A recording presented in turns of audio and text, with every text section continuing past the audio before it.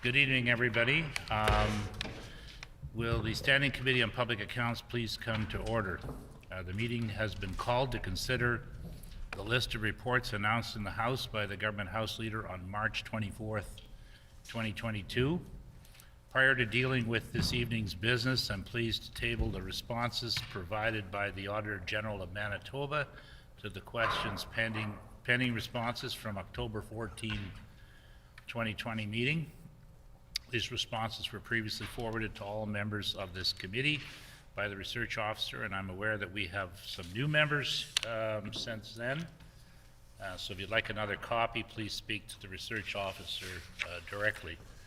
I believe that there was prior agreement that the committee complete consideration of the following items without debate. Number one, Auditor General's report, annual report to the legislature dated March 2014. Chapter 4, Helicopter Ambulance Program, and Chapter 7, Manitoba Framework for an Ethical Environment. And then Auditor General's report, follow-up of previously issued recommendations dated May 2014. Section 7, Personal Care Homes Program, Section 8, Pharmacare Program Part 2, and Section 23, Wireless Network Security. Then the Auditor General's report, Manitoba Home Care Program, dated July 2015. Auditor General's report, follow-up of previously issued recommendations, dated May 2015, Section 10, Wireless Network Security. Then the Auditor General's report, follow-up recommendations dated May 2016, Wireless Network Security, Helicopter Ambulance Program. Then the Auditor General's report, follow-up of recommendations dated March 2017, Helicopter Ambulance Program, Manitoba Home Care Program. Auditor General's report, follow-up recommendations dated March 2018, Helicopter Ambulance Program, WRHA, Management of Risks Associated with End-User Devices, Manitoba Home Care Program, Improving Education Outcomes for Kindergarten to Grade 12 Aboriginal Students. Auditor General's report, Forensic Audits, dated October 2018, Rural Municipality of DeSallebury, Audit of Financial Irregularities. Auditor General report, follow-up of recommendations dated March 2019, WRHA Management of Risk Associated with End-User Devices, Manitoba Home Care Program, Improving Education Outcomes for Kindergarten to Grade 12 Aboriginal Students. Auditor General report, follow-up of recommendations dated March 2020, Improving Education Outcomes for Kindergarten to Grade 12 Aboriginal Students. Rural Municipality of DeSallebury, Audit of Financial Irregularities. Auditor General's report, follow-up recommendations dated March 2021. Rural Municipality of DeSallebury, Audit of Financial Irregularities. Does the committee agree to complete consideration of these sections? Agreed. Agreed. Goodness. Agreed and so ordered. Are there any suggestions from the committee as to how long we should sit this afternoon? It's been suggested. Mr. Chair, I'd like to recommend we sit till 8 o'clock to see if we can get through and then reassess at 8 if needed. Okay, it's been suggested by Mr. Martin that we sit till 8 o'clock and reassess then. Agreed? Agreed. Agreed and so ordered. We will now consider the Auditor General's report titled Management of Foster Homes, dated November 2019. As per the motion passed at the October 14, 2020 meeting, an action plan was requested from the Department of Families for this report. This was received back, and I table it now. Does the Auditor General wish to make an opening statement? Tyson? Thank you, Mr. Chair. First, I'd like to introduce the staff members that I have with me here today. Auditor General. Thank you, Mr. Chair. I'd first like to introduce the staff I have with me today. Stacy Wochuk, Assistant Auditor General for Performance Audits, and Melissa Emsley, Director of Performance Audits. Mr. Chair, at the time of our audit, there were over 10,000 children in care in Manitoba. More than 93% of these children were in foster homes and places of safety. To ensure the safety and well-being of these children, it is important that they be placed in suitable homes, that is, homes that can appropriately deal with the identified needs of the child and that are culturally appropriate. It is also important that foster homes and places of safety be properly managed by CFS agencies. Mr. Chair, this audit assessed the adequacy of the systems and processes in place for ensuring sufficient and appropriate funding of foster home services and for ensuring compliance with foster home standards. To do this, we examined the operations of the Department of Families, the 4 Child and Family Services authorities, and 4 of the 23 mandated agencies delivering foster home services. We noted many issues with the funding approach in place at the time of our audit. We found that agencies were not explicitly funded for the work required to meet provincially set standards for licensing and case managing foster homes. Agencies had to redirect funding earmarked for other areas, creating increased caseloads in these other areas. Caregivers in foster homes and places of safety are commonly referred to as foster parents. They are funded using child maintenance payments as well as special rate payments. We found issues with how these funding elements are determined. Child maintenance payments are made to provide for the everyday care of a child, such as food and clothing. These rates had not changed since 2012, and there was no known rationale to support the amounts that was paid to caregivers. Special rates may also be paid to caregivers when a child's needs assessment shows that a child's needs are beyond those deemed age appropriate. Special rates include service fees, respite fees, and support worker fees. We found that each of the 4 agencies examined used a different approach for assessing a child's needs and setting the related special rate for the caregiver. This resulted in variations in rates paid to foster parents for similar circumstances, causing inequities. As well, we found the special rates paid to foster parents were commonly unsupported, not requiring proper support for the assessments made and the related rates, and for the related rates, increases the risk and likelihood of rates being manipulated to meet foster parent demands. Mr. Chair, in examining the management of new and existing foster homes by agencies, we found inadequate systems for ensuring that foster home standards were being consistently and properly applied. With respect to new foster homes, there was minimal direction to workers on how to assess the suitability of foster home applicants. We found that some were licensed even though they did not comply with certain licensing requirements. While we recognize that licensing a home with minor exceptions can be justified, for 8 of the 40 newly licensed foster homes that we examined, we concluded that the decision to issue the license was not justified based on the number and type of licensing requirements not met.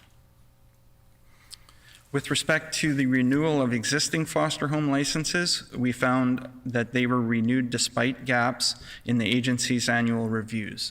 Specifically, we found that annual reviews were not always done. When they were done, they were frequently incomplete, security checks were not done as required, home inspections were not thorough, and subsequent follow-ups were not done for items of non-compliance.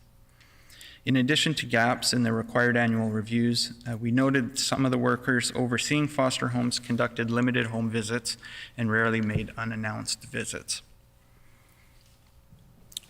With respect to places of safety, we found that the department's CFS standards manual includes policies for approving and monitoring places of safety, but unlike foster homes, there are no regulatory requirements for the screening, approval, and monitoring of places of safety.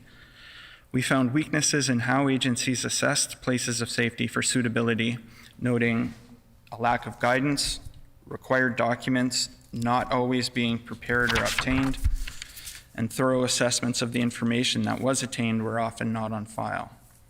This is concerning because while places of safety are intended to be for short-term emergency placements, this was often not the case. As of June 2017, nearly 400 places of safety had been operating beyond the 6-month time limit. I'd like to close by noting that the majority of management and staff we interviewed said there was a chronic shortage of suitable foster homes. Despite this, we found limited processes to lessen shortages of suitable foster homes and minimal monitoring and reporting of foster home supply challenges by CFS authorities and the department. Because of the chronic shortage, officials noted that child placement decisions were sometimes being made out of desperation rather than the best fit. This was leading to children living in ill-suited placements and a reliance on more expensive placements. The report includes 43 recommendations.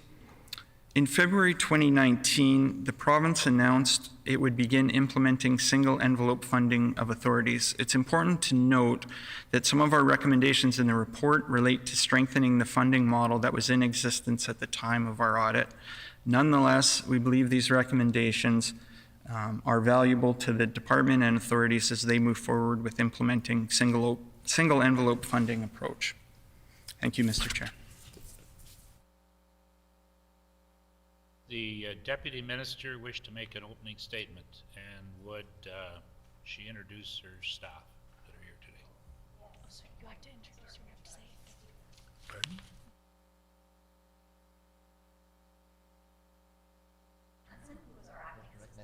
You have to recognize. Oh, excuse me. I'd like to recognize the Deputy Minister. Mr. Chair. Thank you. Lorna Hansen, Acting Assistant Deputy Minister for the Child and Youth Services Division. Mika Kiersgaard, Manager of Authority and Stakeholder Relations with the department.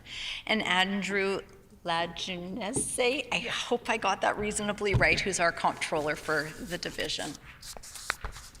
Thank you. All right, thank you very much.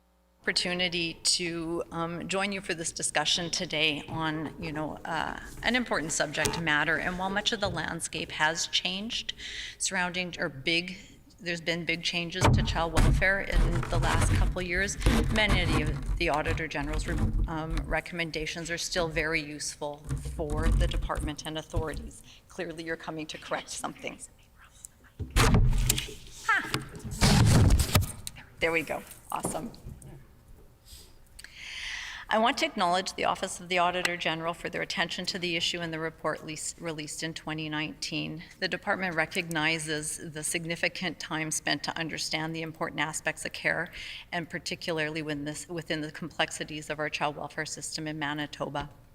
As many of you know, child welfare in Manitoba is a highly devolved system, with service oversight occurring by 4 child family service authorities, of which 3 are Indigenous-led and governed.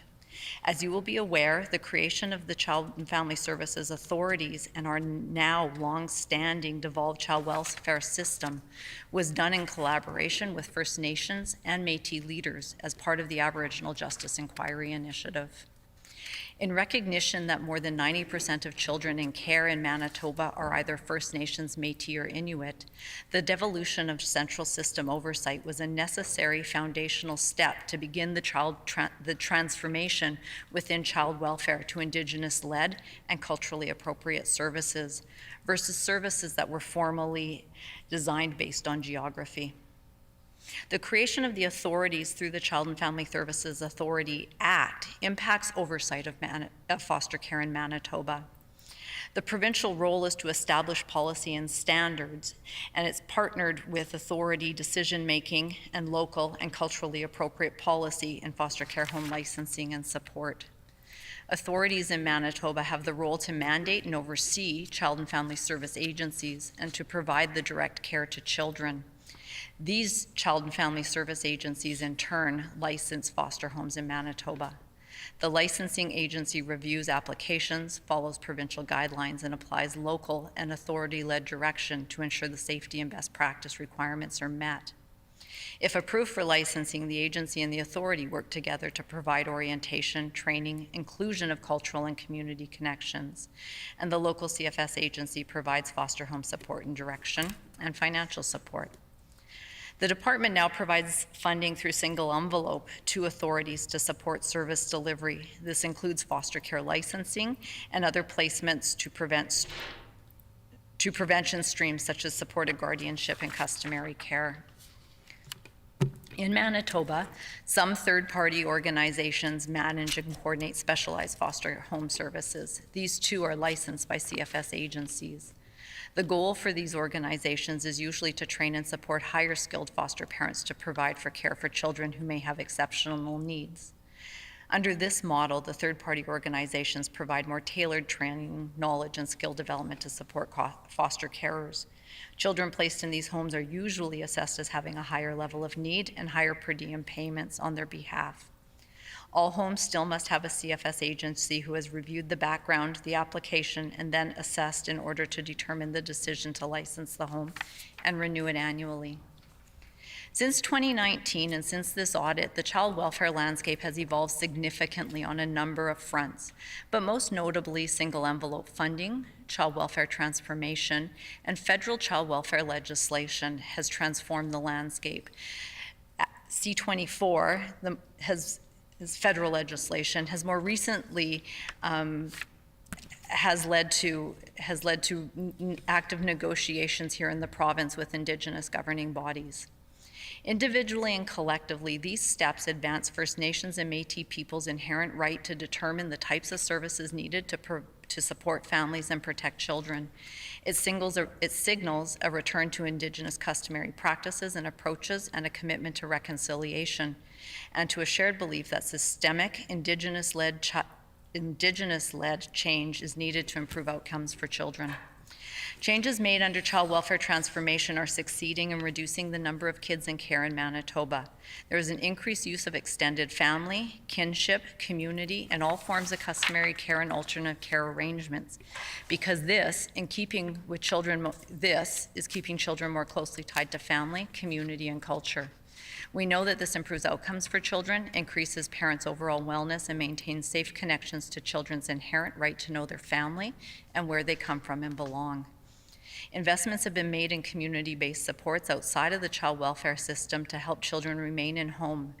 Innovative approaches such as Granny's House and community-led crisis response programs are helping families before they reach crisis and before they reach the child welfare system.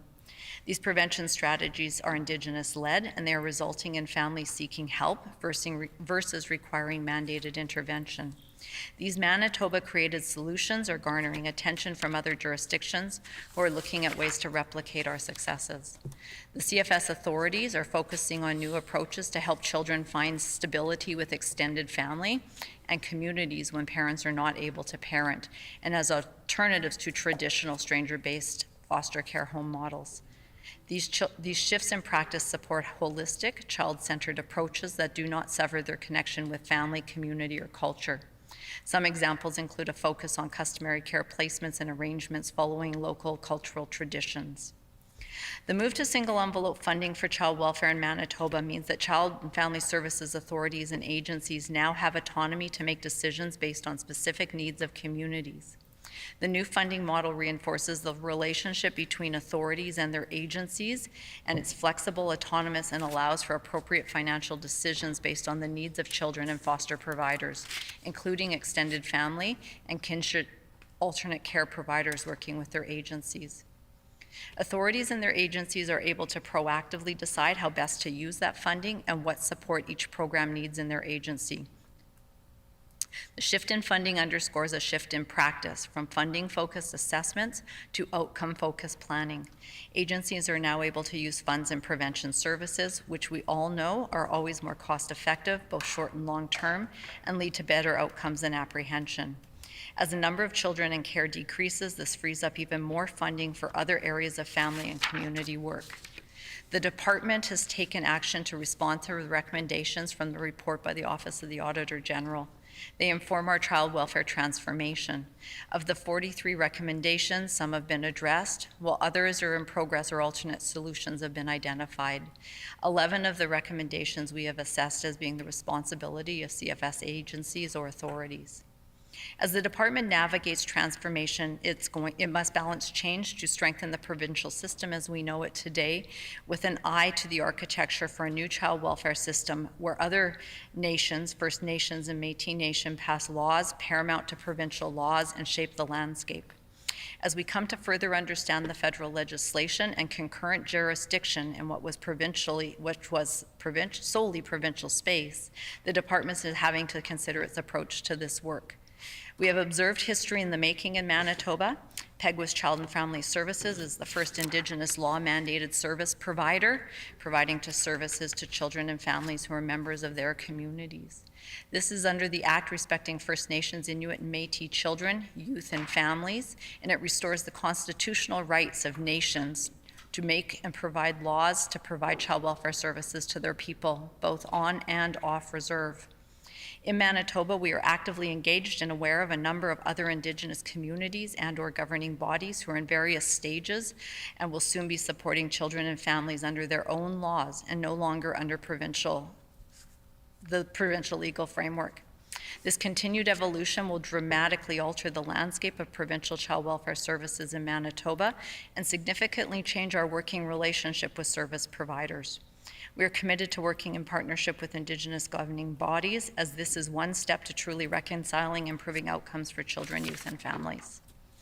Thank you again for this opportunity to enter into this discussion and share information about the work the department has been doing and ongoing work as child welfare evolves in Manitoba. We remain committed to our shared key objective to provide the best possible supports and services to families, to prevent children entering care, and when needed, to support children in care in their families and with alternate care providers, including foster care. Thank you.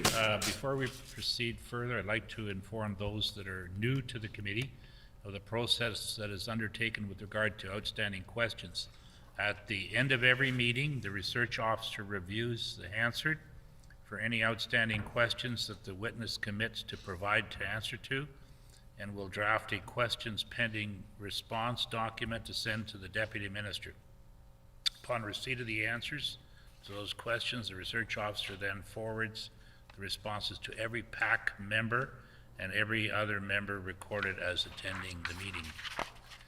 Before we get into questions, I'd like to remind members that questions are to be of administrative nature. They're placed to the deputy minister, and the policy questions will not be entertained and are better left for another forum. The floor is now open for questions. Mr. Wasilou. I'm wondering, a big theme in the report is that things have changed since 2019 with the funding model. I'm wondering if you could break down to us what changes have been made in the funding model in a bit of a detailed way, and how they address the concerns of the Auditor General and where they, in your view, don't, meet those concerns.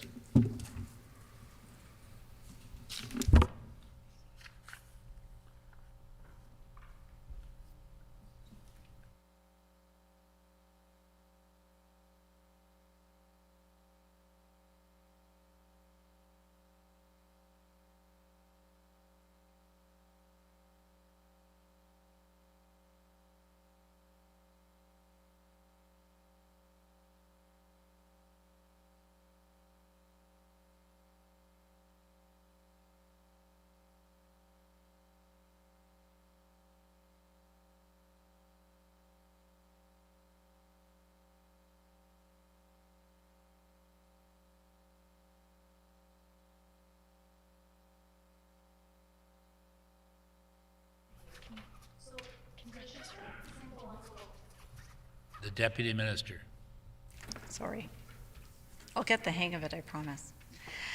Single envelope funding. At the time of the audit, the system was a retroactive payment to agencies. So agencies would be in a process of trying to secure a placement for a child, and they then would make those arrangements. Workers were in a situation where they had to often try and create a needs assessment that would drive the price of care up to some degree in order to secure a placement. And what has happened now through single envelope funding is the funding goes directly from the department proactively to the authority. So it is not a retroactive payment to agencies for services they've already agreed to.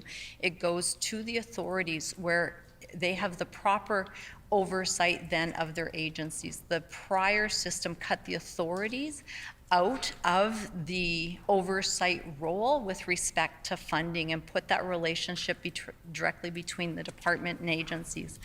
What that shift has done is has allowed the authorities to work with their agencies to come up with much more creative and flexible care arrangements or services to support families. They can be much more proactive and they can be much more prevention focused in the work that they do, as it's not, so they can look at the care needs and look at what outcomes, what services are needed to drive an outcome, as opposed to what services do I, or what needs do I need to say exist in order to get the funding that I need for this foster home to exist. So we see a big shift now to supported guardianship, customary care arrangements. We see kids, more children staying at home and being supported with family members in the home, as opposed to being removed, because those service arrangements now are more, there's more room to be flexible, and there's more room to be adaptive to the needs that are right in front of you. Yeah, I'll stop there. Mr. Russell, I'll let you ask one more question, and then we'll let Mr. Michalewski. Clear to me. So is there still a basic maintenance fee attached per child? And if there is, who determines that? And has there been any changes to that since 2019, since this audit?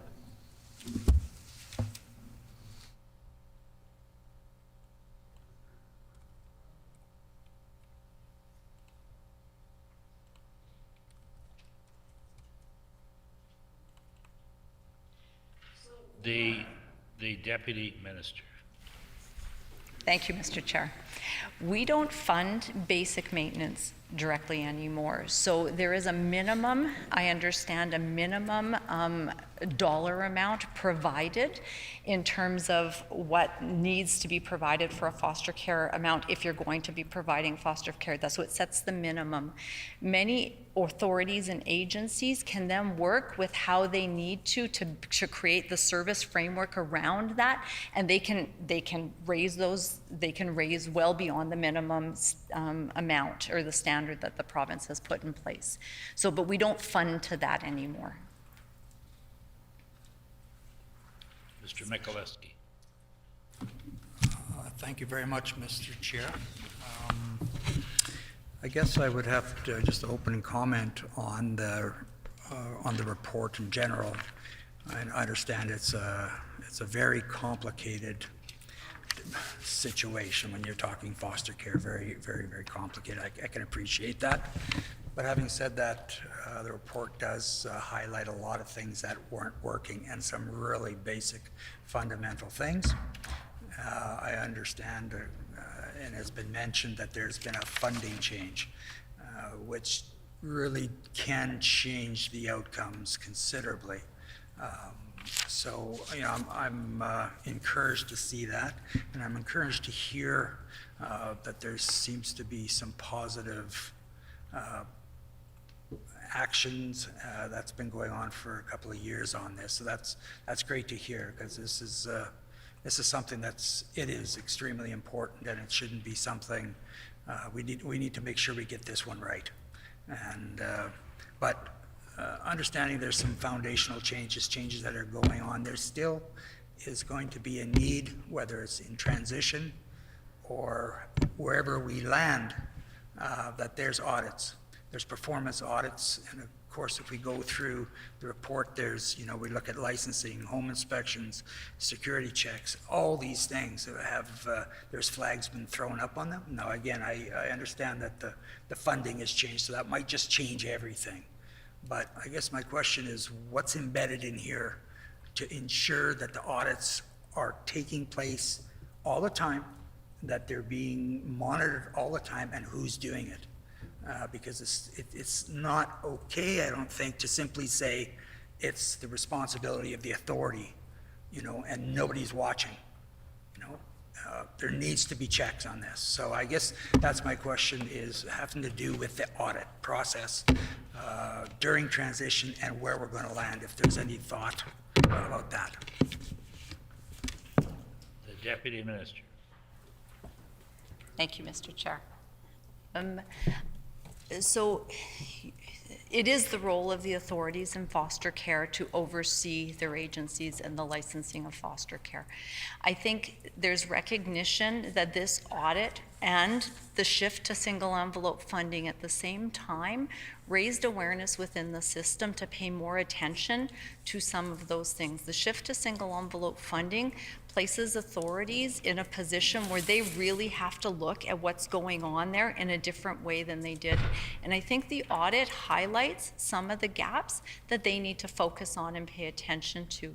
So the province's role in that is working with those authorities to support them in doing that work.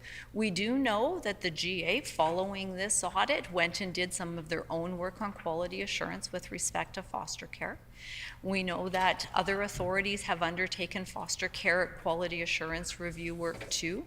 We continue to work with the authorities on looking at the data that's available to help them and support them to recognize potential gaps and work on solutions. We do this in partnership with those authorities. It is not really the way the legislation is written. That is where that accountability is, but the province recognizes as it has a role with respect to some of that, and we do work in partnership with them actively to strengthen the system.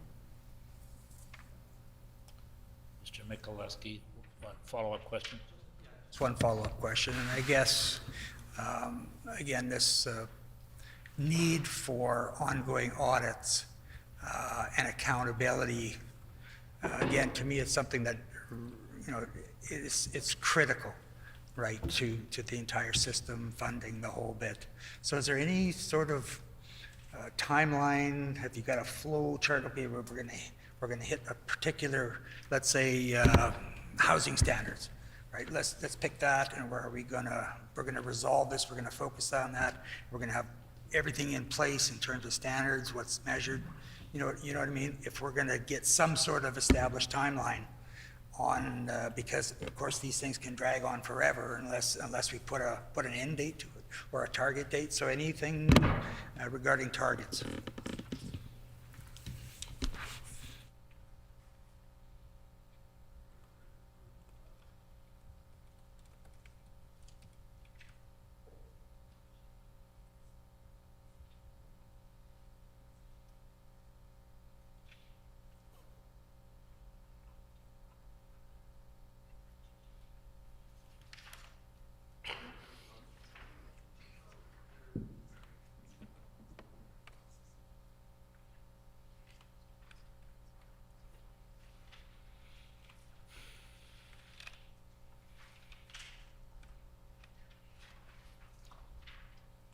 The Deputy Minister. Thank you. So a couple pieces, and I think the larger one will be my last point, but foster homes are renewed annually, and we run monthly extracts to show compliance to support the authorities with monitoring and keeping track of things. And I think I understand from staff now too that since single envelope funding and since the audit, there's been a much stronger focus on authorities learning to run this data and use this data to support them in their oversight role, which has been a marked shift. But the department has undertaken also in partnership with the authorities a standards modernization project that we're looking to see come to fruition over the course of the next year, and that will be to really rationalize and focus on the standards and clean up some of that work in order to support the work in child welfare. Ms. Naylor. Mr. Chair, looking at recommendation number 4, which talks about the culturally appropriate assessment tool, And in the action plan, it was noted that the recommendation was not addressed as recommended. Can the department explain that and what is being done to ensure the assessment tool in use is in fact culturally appropriate?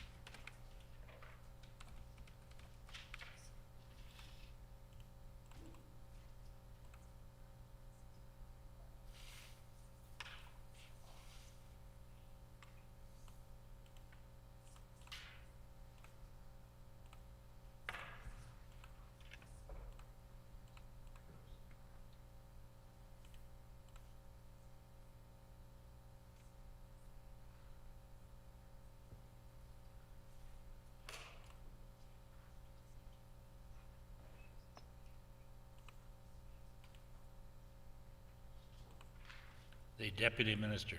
Thank you.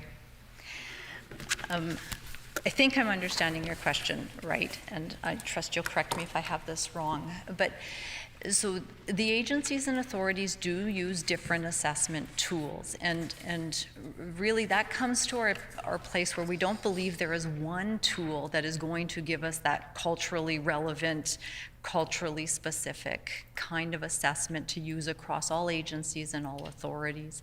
I think there's recognition that Métis have different cultures, and so the services put in place, based on their assessments are going to look different than First Nations in the South or First Nations in the North.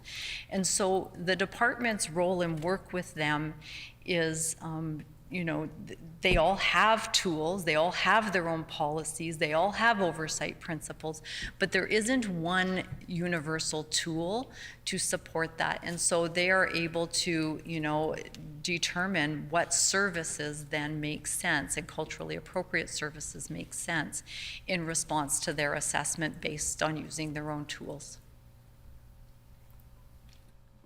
Mr. Wishart, you were the next person with his hand up. Very much, Mr. Chair, and Oh, I'm sorry. oh, Just follow-up question. Yes. Ms. Naya.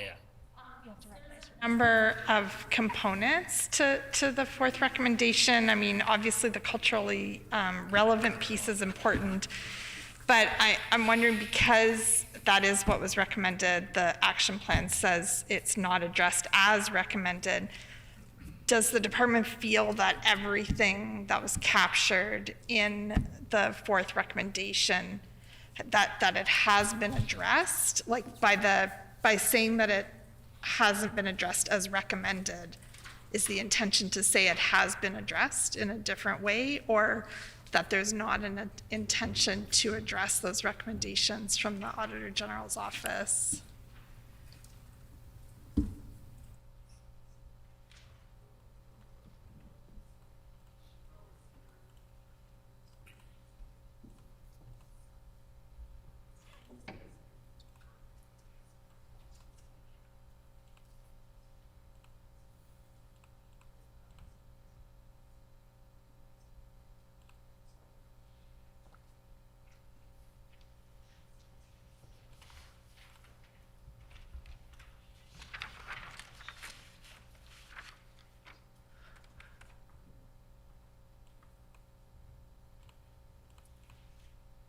The Deputy Minister.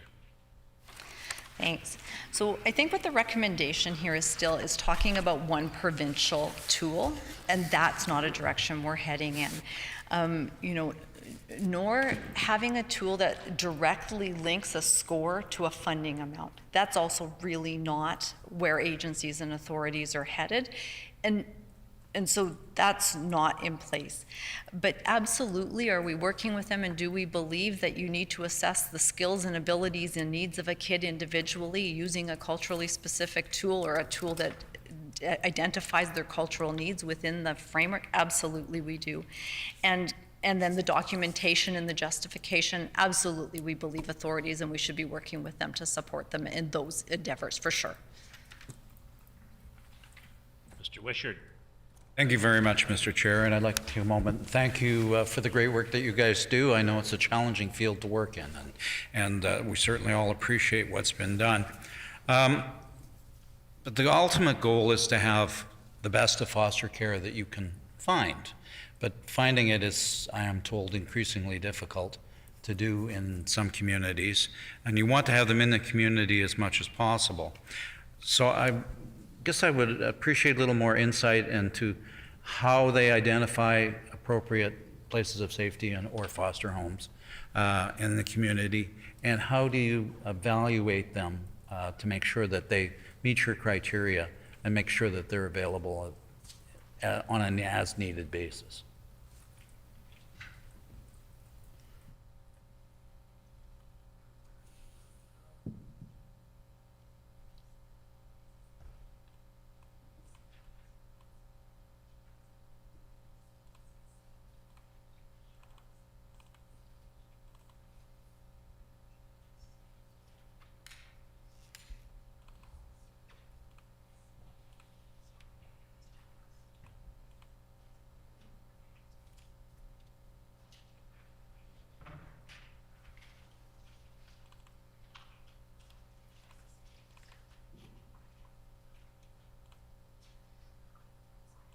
The Deputy Minister.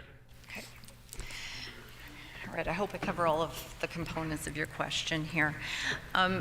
So a couple things I think to set the stage for this. You know, the traditional model for kids in care was group home care and foster care. And that landscape is shifting. The federal legislation now requires and prioritizes types and locations of placement.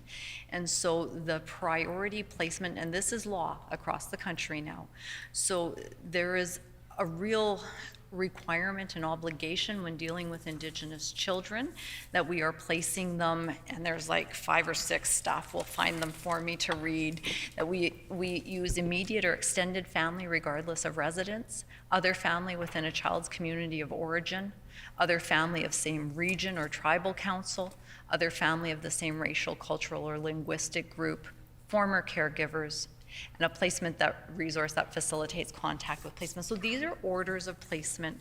So there is a movement away from stranger-based care, despite how caring and involved many very loving, qualified foster parents there are. There's still a movement away from that kind of a placement. That all said,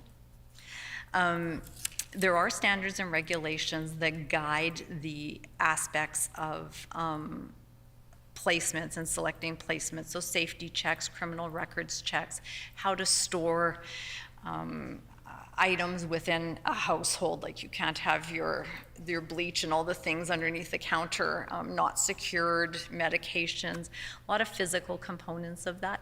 So agencies have all of that and work through those as they're licensing a facility or a family home. Places of safety are identified more through who the family knows and you know, whether that's an appropriate kinship relative placement that could potentially be used, or whether that's just someone else known to the child. That is a qualifying factor, that it has to be someone known to the child to count as a place of safety. And then the agency will work with that care provider, if identified, to ensure that the physical space is safe, as well as the care provided. Mr. Wisher. And just to follow up on that area, you referenced the fact that you're using many less care homes or third-party that is unrelated, and certainly that's one of the laudable goals of the whole process here. But we do hear occasionally from people that have been doing this for a long time, and when their children or foster child is moved from them, that they're not very happy and they want to appeal. I'm told the appeals process is extremely lengthy. And is there something that can be done to help deal with it's a trauma to both sides of the family, frankly, when that happens, and is there a better resolution? The Deputy Minister. Thank you, Mr. Chair. I want to acknowledge the trauma, the attachment happens all around, and for foster families as well, as they invest significant emotional and other time in the children that are placed in their care. Foster care is always ideally temporary. It is reunification with family is always the goal, and that has increasingly become important as our understanding of the impact of being a child in care has increased and evolved over the years. Subsequent to the audit, the department has worked on new work around alternate dispute resolutions and the movement of children out of foster care arrangements to, one, bring structure to the timelines around that and the process. So there is more work done now.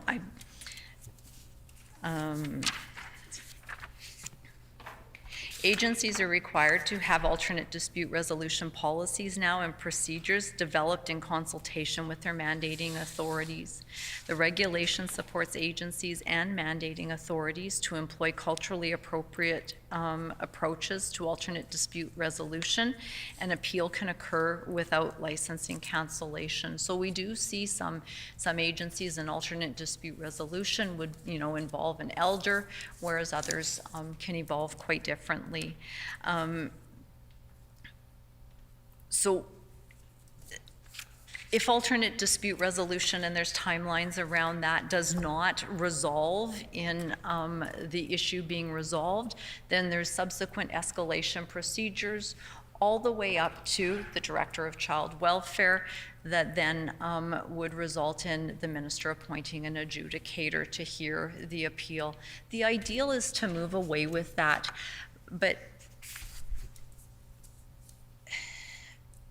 foster families there's definitely, as there's more movement now of children in order to meet the new federal law, there is definitely concern created and a desire to stay involved.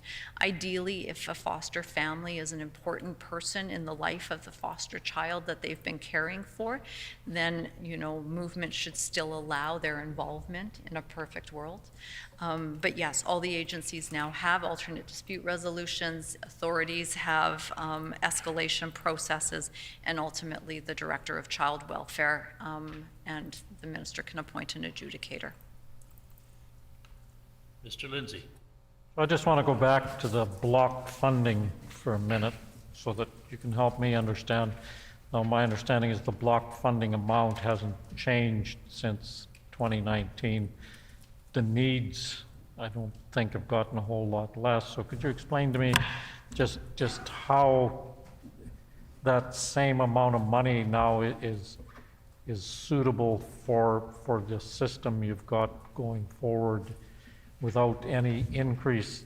Does that mean that some parts are now getting less funding, or are foster families just not keeping pace with inflation and whatnot to make sure that they're properly funded? So just help me understand how that block funding piece works.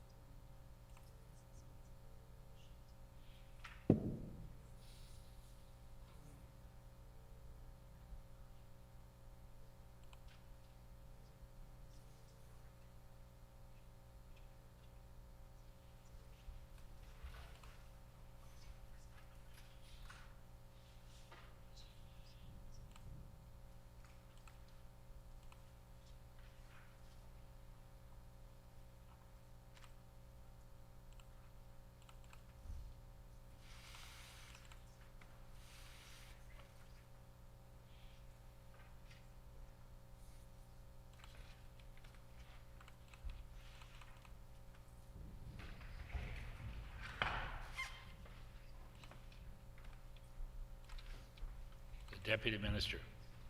Mr. Chair. Thanks for that. So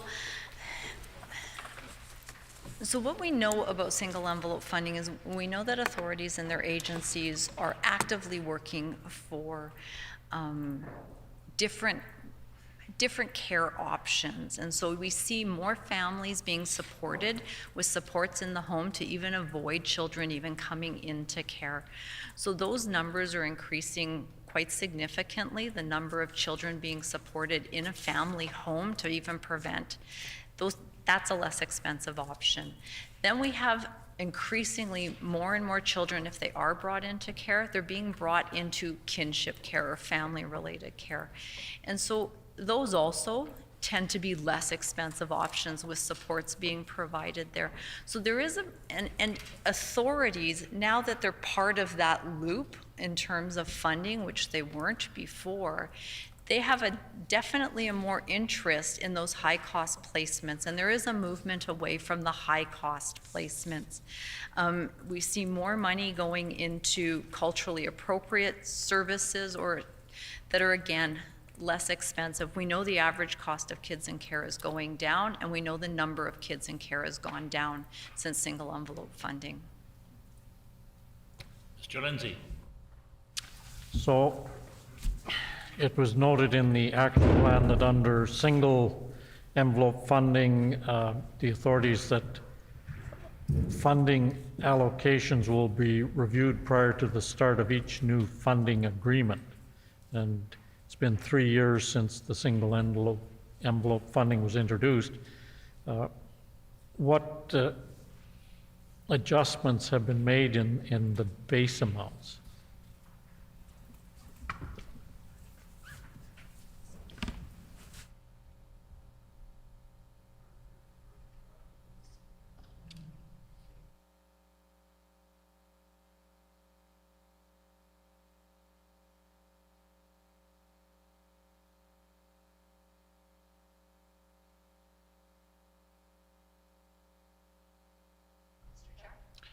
Deputy Minister. Thanks.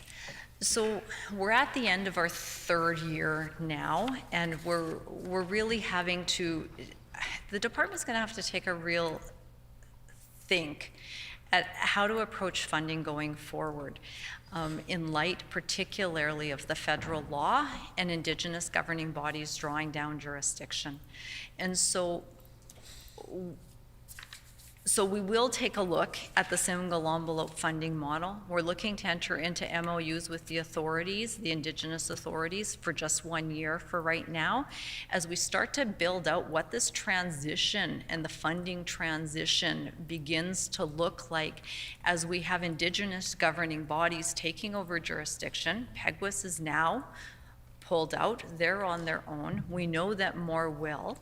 And some we're in quite active conversations with. And so as that landscape shifts and we're participating in funding arrangements with Indigenous governing bodies that don't operate under provincial legislation, and we're maintaining a provincial system, we have to turn our minds to how we're going to navigate that. And so we're looking to be putting up options this fall for consideration on how we manage that transition.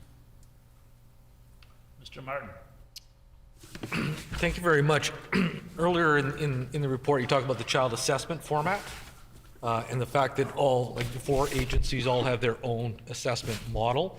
Now, if I heard you correctly, I think you said it was largely irrelevant when it came to cultural considerations for children, that obviously each agency has its own cultural view. But I'm just curious whether or not there's been any move to consolidate that skills assessment for the purposes of funding, or is that also relevant due to the single envelope now? The Deputy Minister.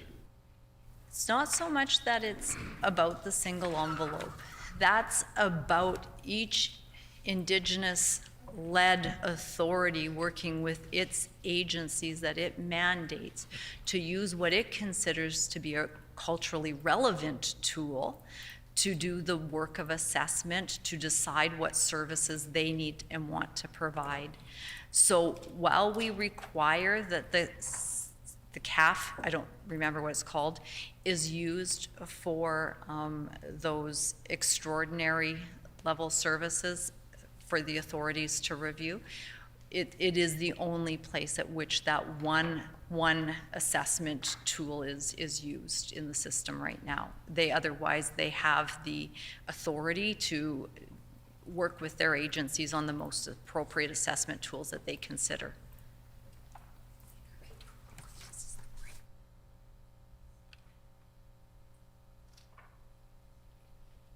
Mr. Martin.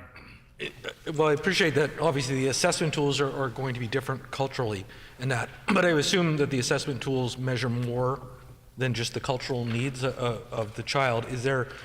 Has there been a move towards consistency in terms of those identification of needs and support as identified?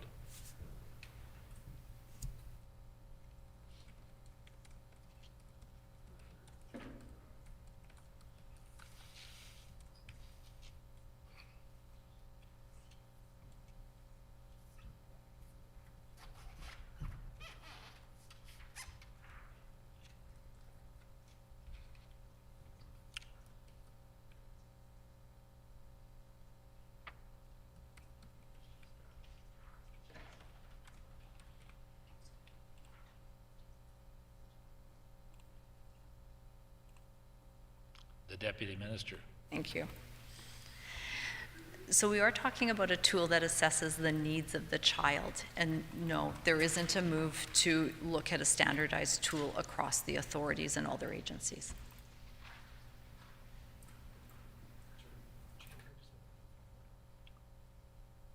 Mr. Martin. But if I understand, correct me if I'm wrong, was that not a recommendation, though, that there be moved towards a consistent assessment tool, cultural requirements notwithstanding, or am I wrong? Deputy Minister. My understanding is that was the recommendation, to move to one provincial tool, but it is not, that's not within the role of the department to do, and the authorities aren't looking to move in that direction, no. Mr. Wassilou. Yeah, I want to get back to the minimum amount that you were talking about. What is the minimum amount? Has that changed from 2019? Is it indexed for inflation, meaning that it goes up every year? And to the Auditor General's point, how is the minimum amount determined? Because in 2019, what you're calling the minimum amount, the basic maintenance, was the second lowest in the country. So has that changed?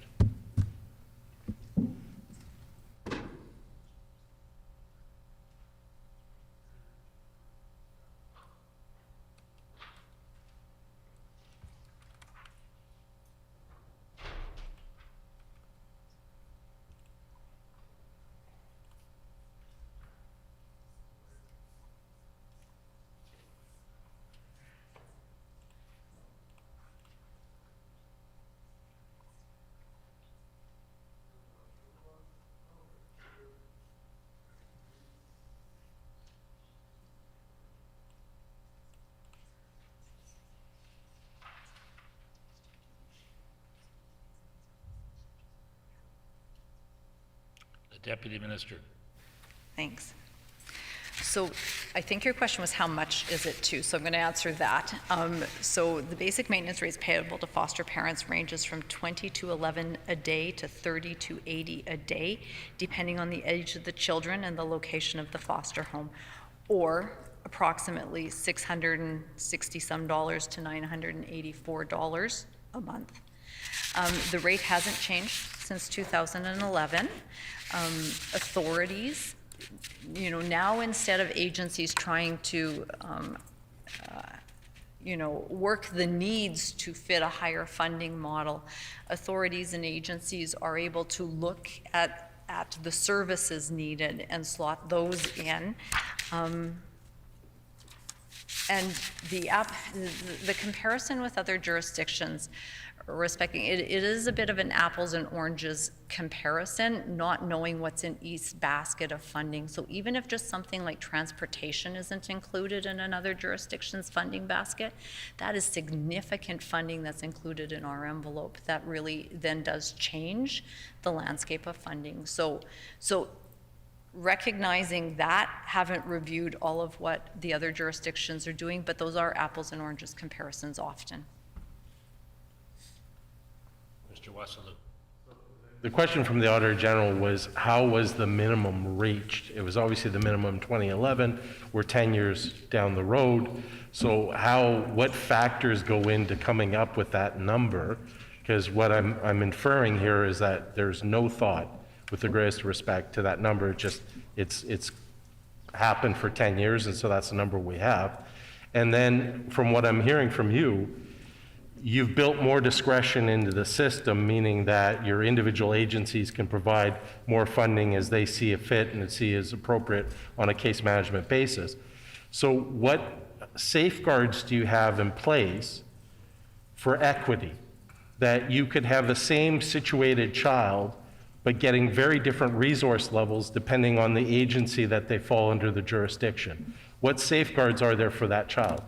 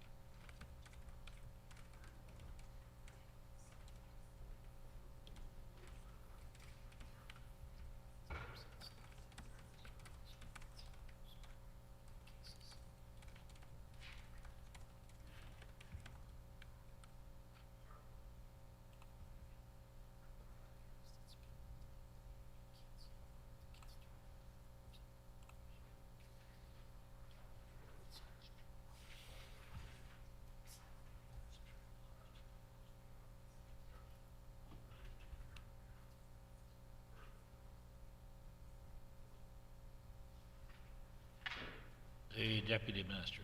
Thanks.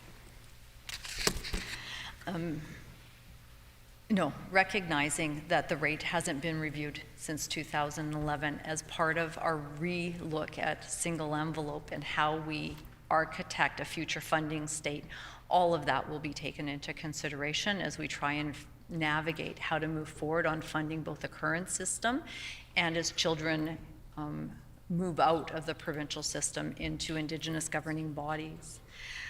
So all of those will come into, under the department's review, and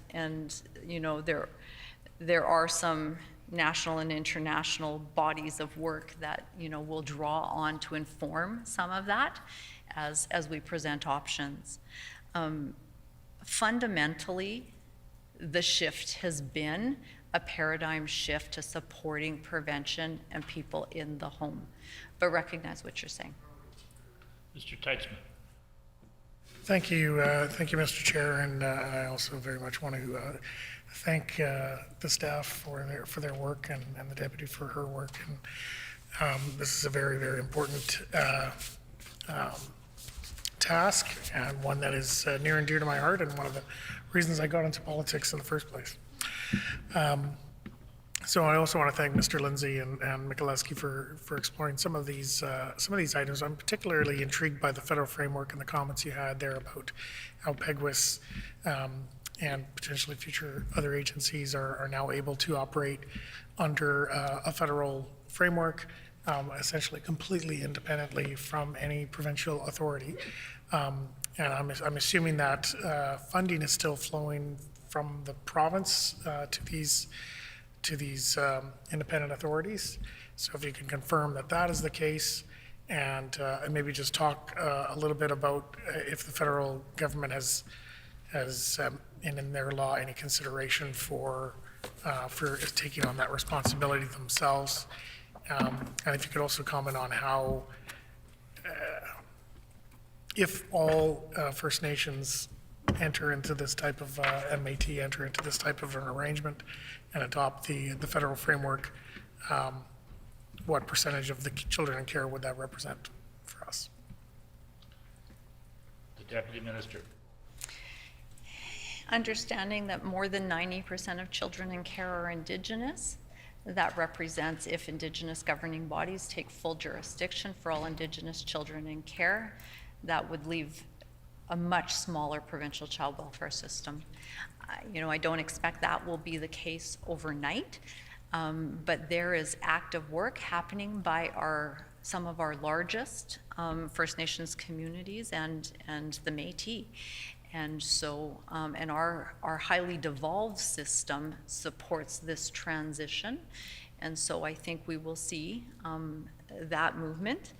And what that landscape looks like, in terms of federal funding and provincial funding, given that we're in active negotiations, I don't know that I want to put that on the record right here for this table until some of that is more inked and more suitable for public consumption at this time. But it will change the landscape significantly.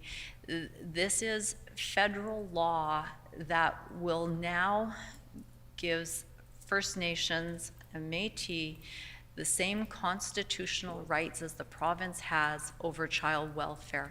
We don't have that in this space anywhere in Canada right now, and I think Manitoba is quite actively pursuing this with our partners.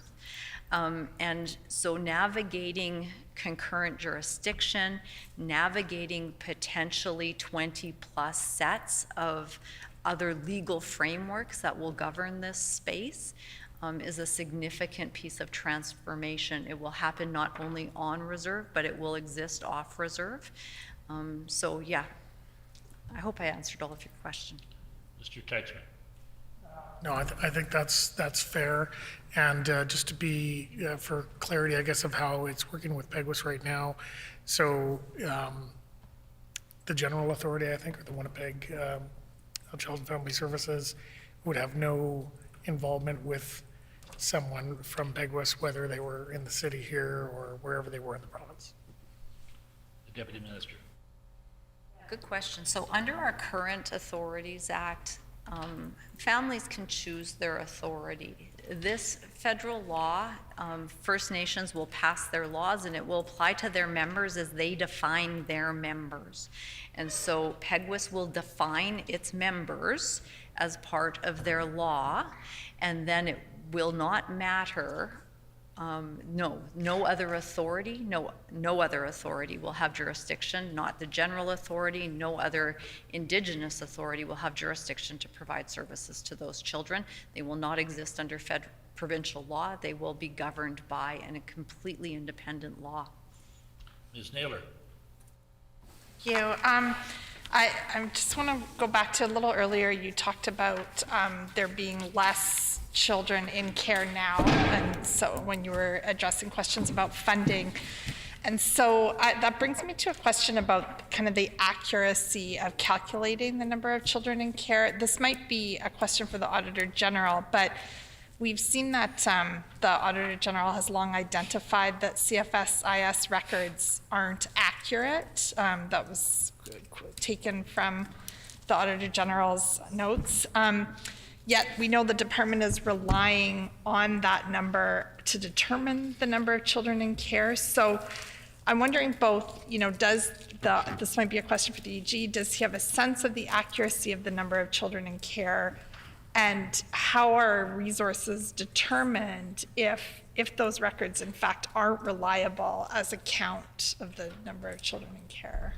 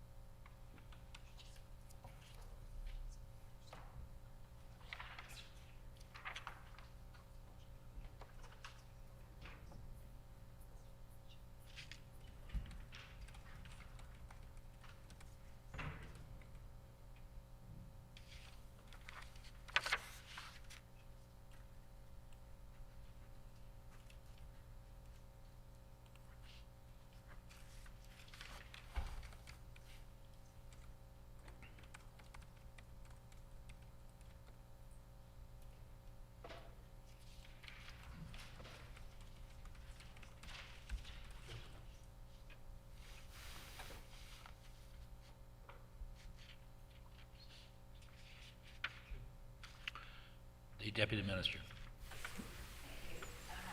And I'm not sure if the question was directed at me, but I can take a run at it, and then Tyson can too, Auditor General. So I'm advised that we reconcile each and every child in care file following around the annual report that makes sure that every child has a legal status, a placement noted, and they are financially supported by the province. And we reconcile this with the authorities file by file once a year. So we are confident in that number. Yeah, Ms. Naylor. I'm not sure if the AG still wants to comment on that discrepancy, but in the annual report, this is for the department said that there are 9,850 children in care. And in the same report, the department said that the average number of children in care receiving EIA health services was 11,772. So can you explain that discrepancy, and has the system of tracking this changed in some way? Deputy Minister. EIA number from, if you're looking at the annual report, so we can look at the same page. There are notes okay. that we wrote. Okay. Oh, Ms. Naylor. My apologies. I don't know, you probably don't have the reference, for where that came from. I don't know the page number, I'm sorry.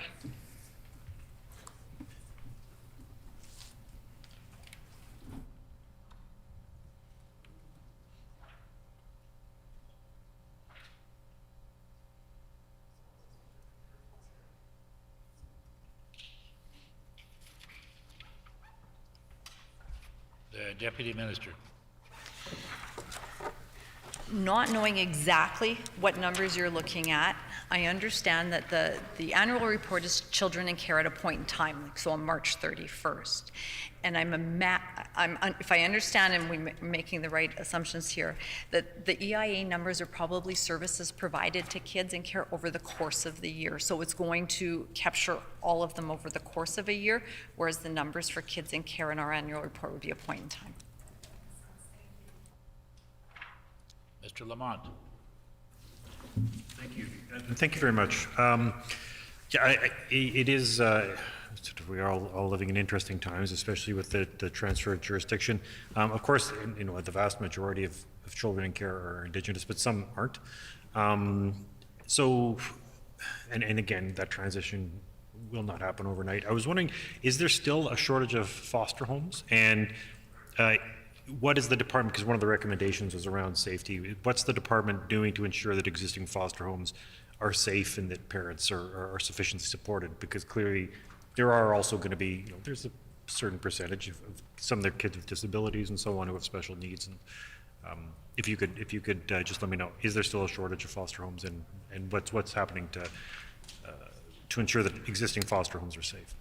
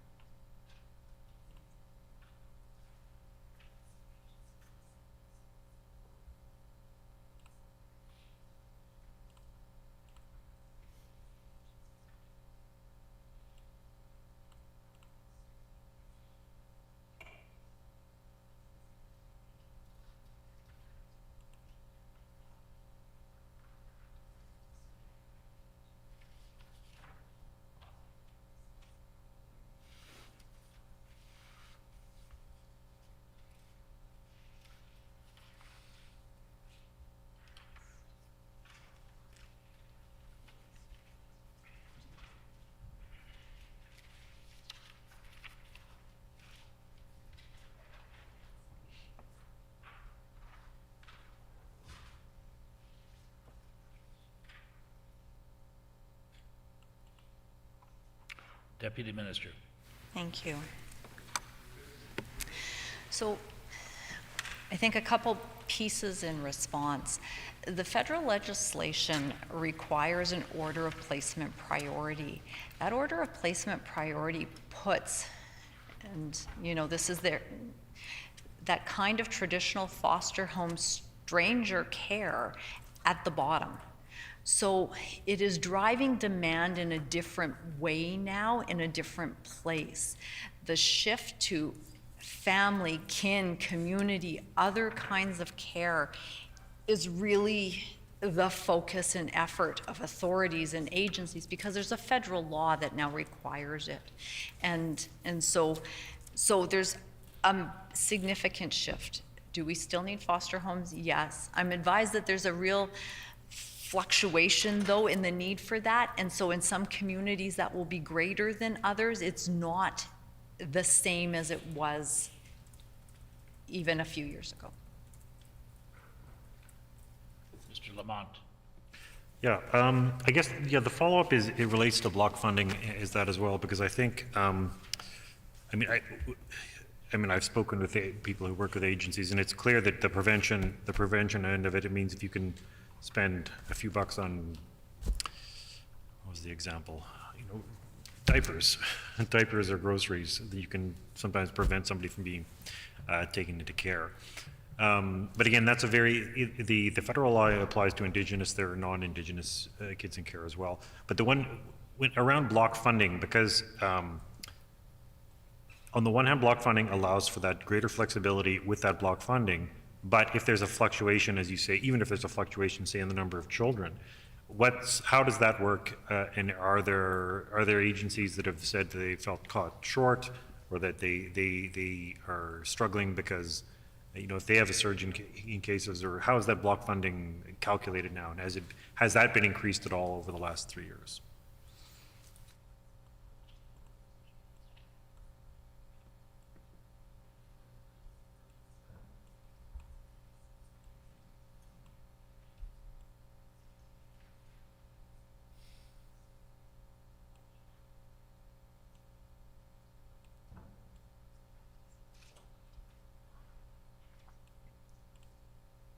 Deputy Minister. Thanks. So the single envelope funding goes to the authorities, and so if one agency has more apprehensions or something changes differently and they need that money more than another agency, they have the flexibility to move that money around within the envelope and do so. Whereas before, they were not part of that funding equation, and so they weren't able to do that. Mr. Nesbitt. Yes, thank you, Mr. Chair. I understand from what you're saying that kinship placements are very common and in fact mandated now under federal legislation. And I think we can all appreciate the value of keeping kids with family if we can.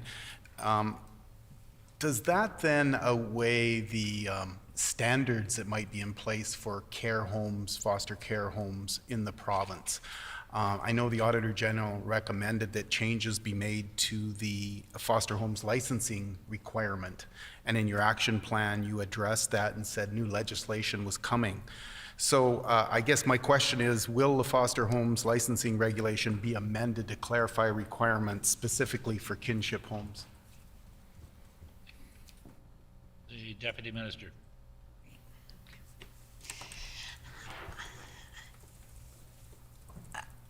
I think the department needs to recognize that the landscape has shifted and we need to adapt and definitely support a broader suite of care arrangements in order to support agencies navigating both the federal legislation and our own legislative framework.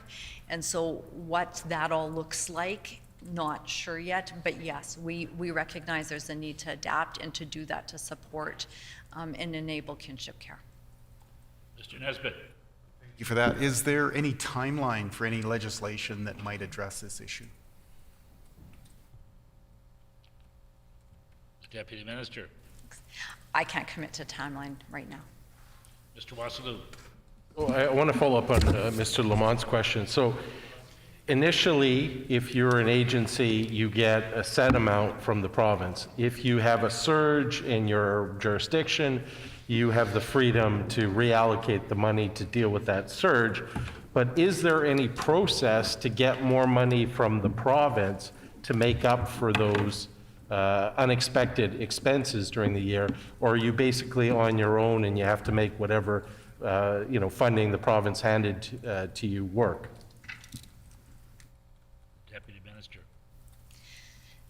So two things. The money goes to the authorities, not agencies, just for clarity. And they can then look within their envelope at where the money needs to go within all of the agencies that they mandate. Kids in care have gone down, not up, so that while the numbers may have moved around within agencies, they haven't gone up provincially. Mr. Wasilou. I'm taking from that response that they can't get extra sort of special funding from the province for unspecified emergencies.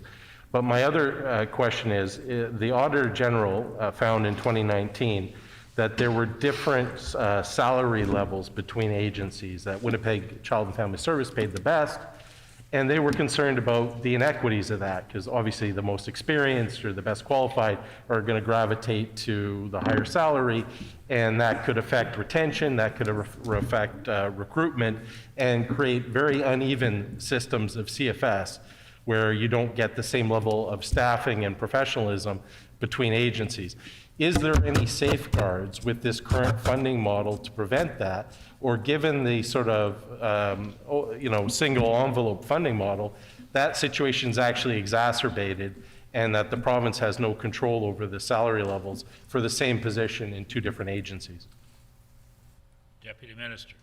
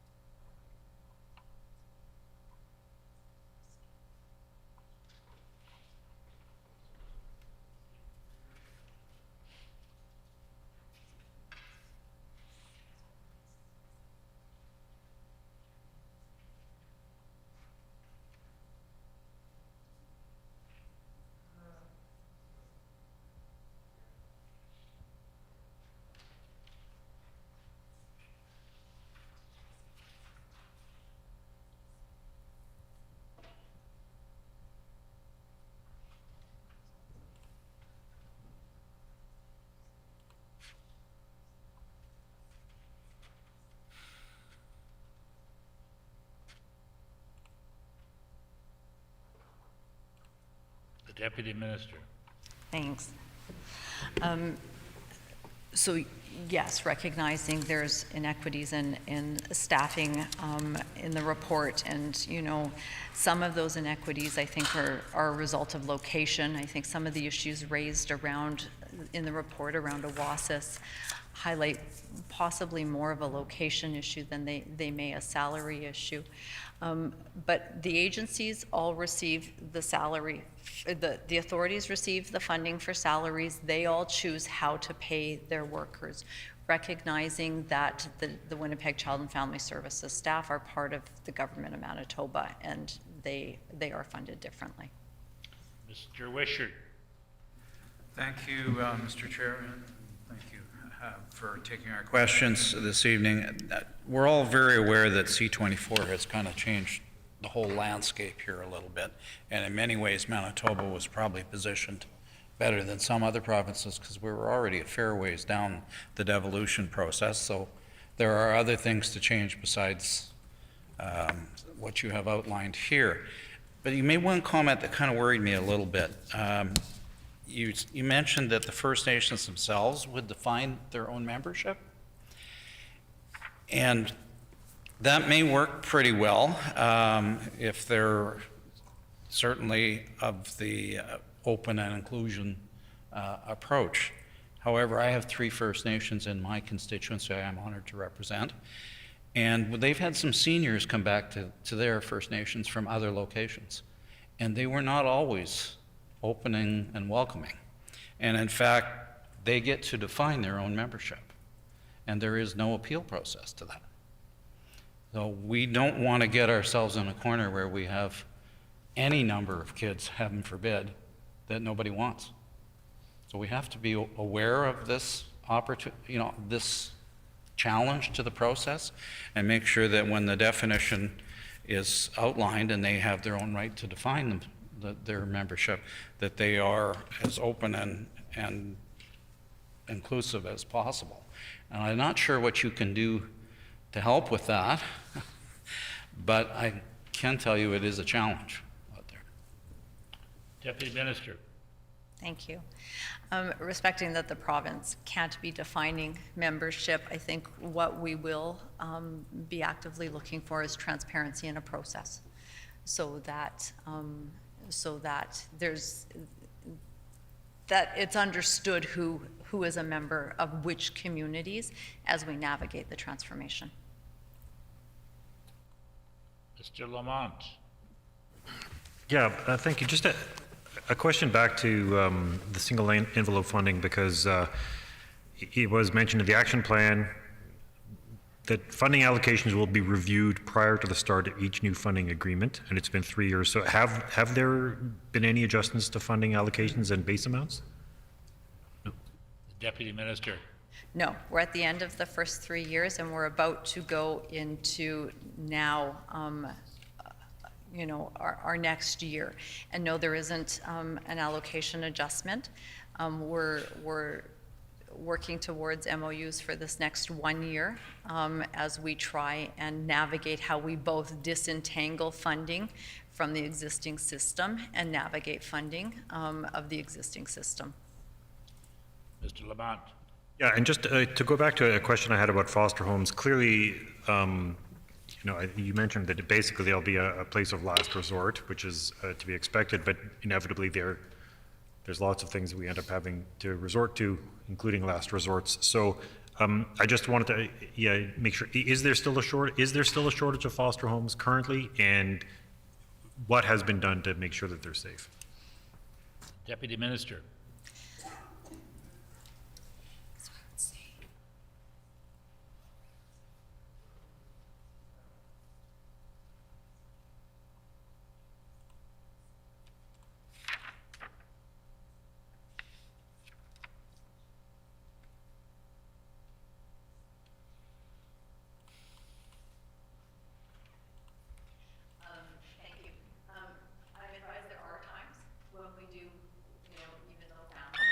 Did recognize there are times when there isn't an appropriate placement in foster care. A shortage as well, and that we aren't able to find. What are we doing for safety? We're working with the authorities to work on the standards to ensure that Excuse me, I have to re-recognize you because the microphone was not on. So, Deputy Minister. All right, thank you. So 2 things. I am advised that there are times when we have had to look to foster care and there hasn't been an easy and appropriate foster care placement, and that can be more challenging in some regions than others at times.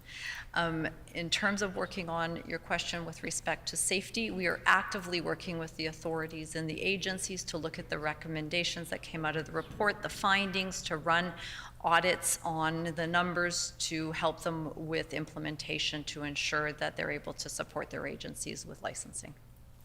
Ms. Naylor. I want to just ask a little bit about the places of safety.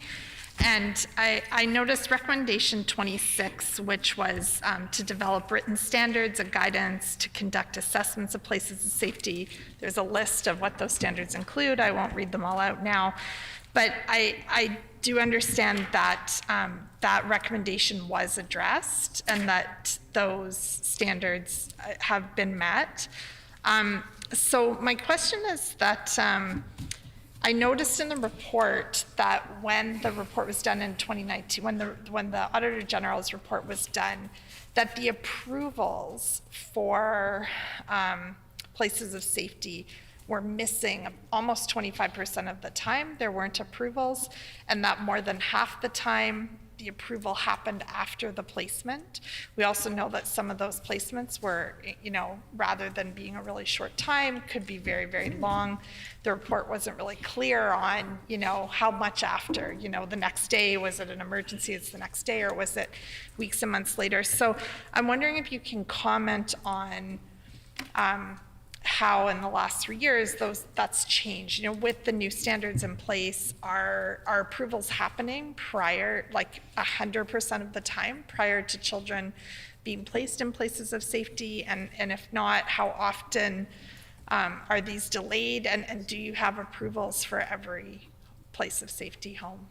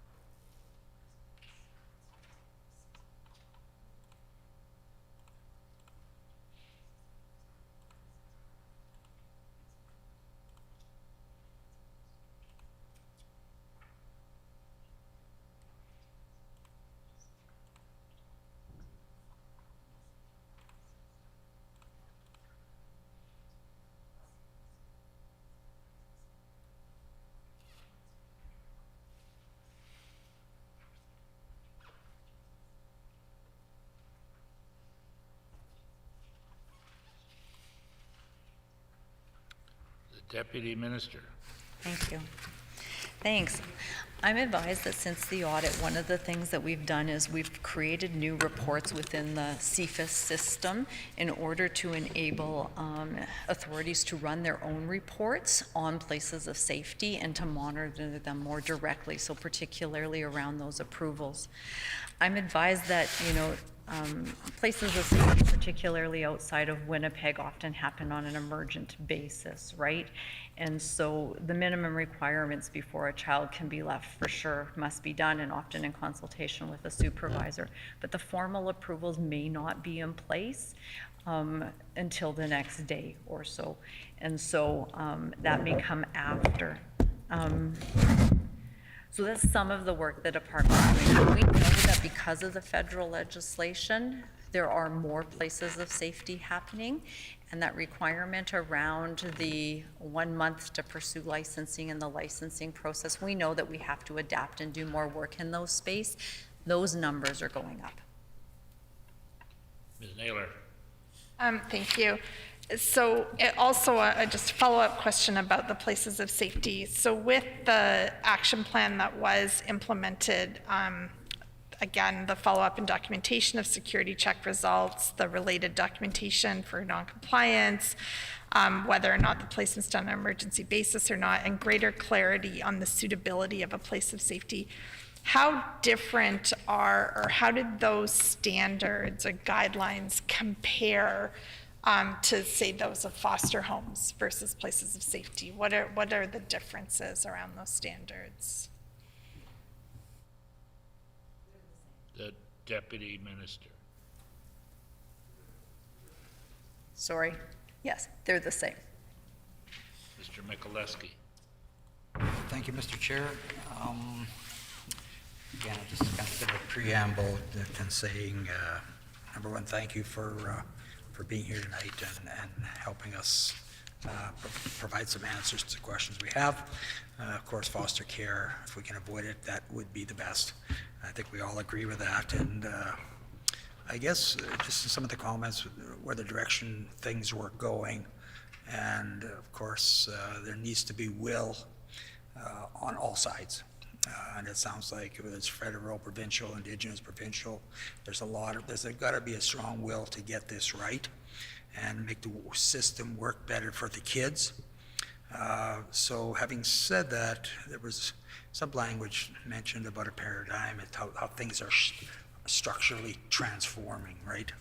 And I would say that, the incentives for this program or foster care program are outside this program. And whether it's beforehand or after, again, the success of this program very much is a function of the larger paradigm, right?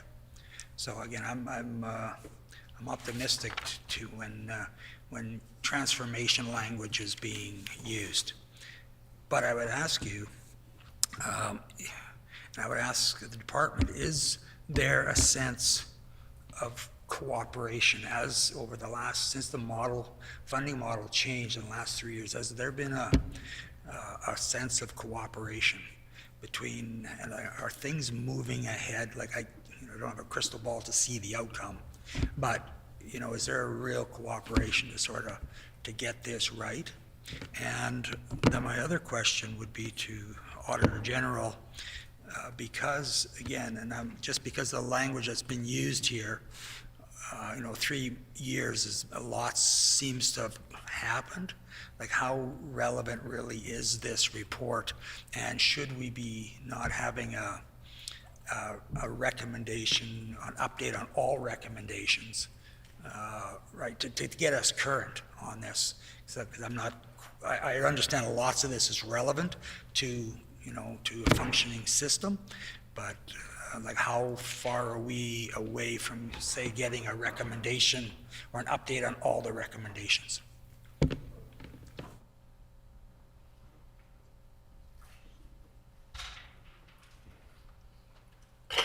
The Auditor General. Maybe I'll go first to your question on follow-up.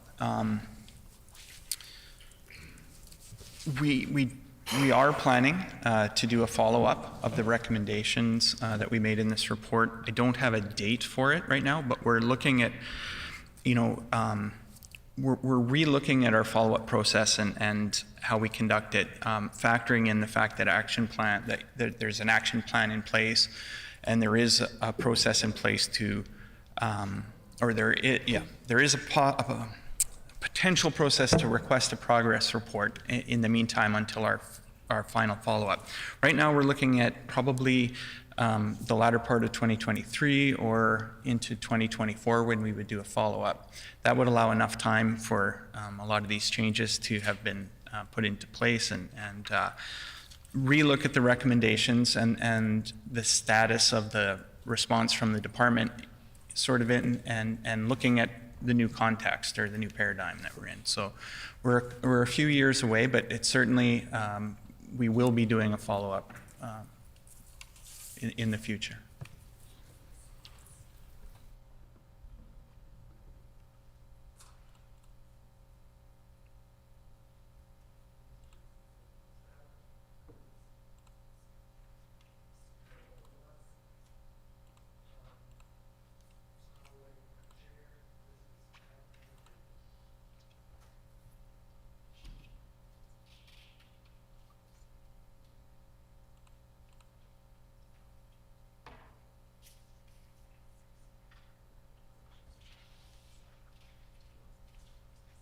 Deputy Minister.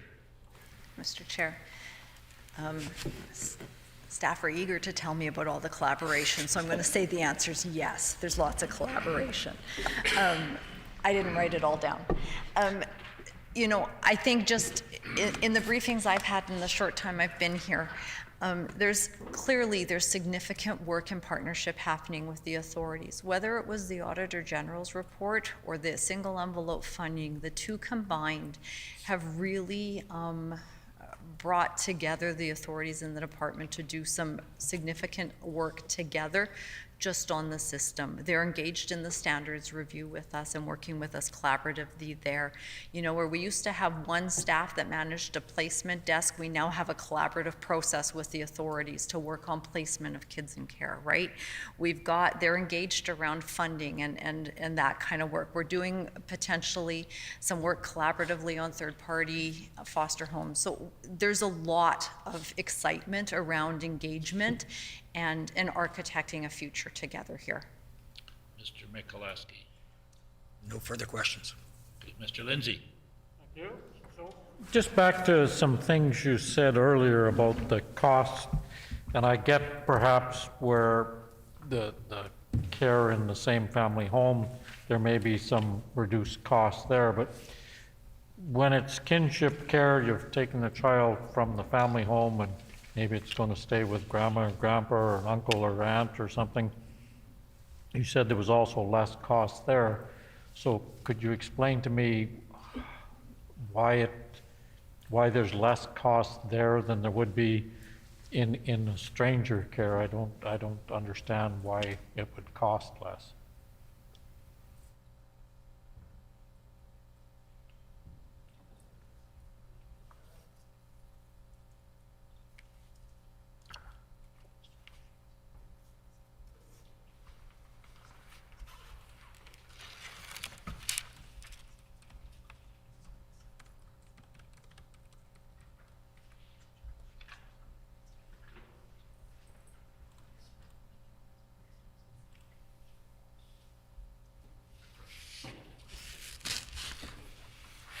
The Deputy Minister. Thank you. So I think a couple key differences. Families don't tend to, they rely a lot more on their internal structures as opposed to pay-based services. So examples like respite, right? Whereas a foster placement is often relies on paid respite services. When auntie's caring for child, they can rely on the cousin or the grandma or others. So they rely more on internal structures within the family that don't require as much funding support, frankly. So different funding supports can be put in place, though, in order to support services that are more enable reunification. Mr. Lindsay. So to Mr. Lamont's point earlier, where potentially there's sometimes issues finding enough foster homes, would it not make sense, ideally you want to keep the child with a family member, but if the family member isn't getting the same level of support that a stranger is, would that not make it less likely that the family members would come forward to act as foster parents? So in my way of thinking, it just makes sense they should get the same level of funding. The Deputy Minister. Thank you, Mr. Chair. Family doesn't often want to be paid in that way to support children and to support family members. It doesn't mean that agencies can't, and in some cases they do. There's more flexibility within single envelope funding for authorities and agencies to fund the services that make sense for that particular child and that particular family. I hope I've answered your question. Mr. Smook. With all the changes in the federal government's rules and regulations, and there's going to be more autonomy for all the different agencies and that to do things, is there any, like we talk about, coming up with some new plans for the next, year or whatever, is there more thought about oversight from the department to make sure that there aren't, like Mr. Wishart had mentioned about, are you getting the right numbers from the different agencies and authorities? Is there plans to be more oversight from the department on that? The Deputy.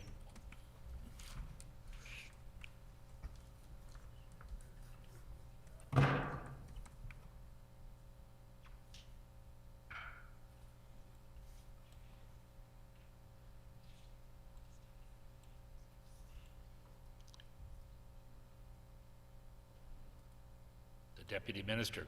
Thank you. I think you're talking about the Indigenous governing bodies and the federal law. And if I'm understanding that question, there won't be a role for oversight between the province and their laws. That won't exist.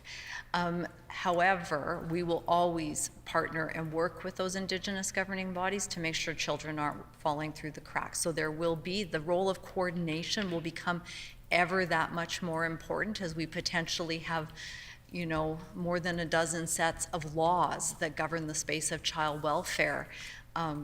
Coordination will become a more important role than anything else. Mr. Smoke. So then, in essence, there will, it's not really maybe oversight, but there will be some way to make sure that children don't fall through the cracks. Deputy Minister. Absolutely, and we see that right now in the spirit of the conversations at the negotiating table right now. We're actively in conversations with PEGWIS, and that is absolutely the spirit of the conversations that are happening. Mr. Lindsay. Several of the communities that I represent, Flin Flon constituency, there's communities that have both the Indigenous community and the Northern Affairs community. But so many of the residents on the Northern Affairs community are Indigenous, they just don't have status. How does this funding model work where perhaps on reserve they'll get the funding from the federal government, but the family members may be off reserve, although still in the same community? How's that going to work? The Deputy Minister. I don't know yet. I think, you know, right now, we're trying to navigate this with our first partner. And Indigenous law, as it's written, will apply to all their members, regardless of where they live. If it's the neighboring community or if it's the city of Winnipeg, those laws will apply. And so how they define those members and how we navigate the funding between a new system with nation-to-nation relationship and the system that we currently will be in for a while is an exercise that we'll have to be undertaking and start to advance to government this fall. Mr. Lindsay. Just to clarify,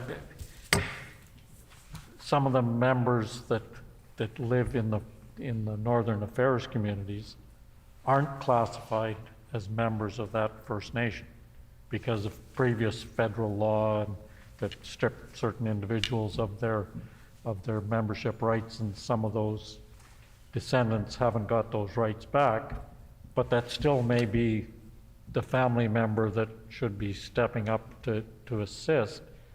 So it's just how that funding, particularly if the province doesn't have responsibility anymore for funding on reserve, how does that transfer to their responsibility for people coming from on reserve to off reserve?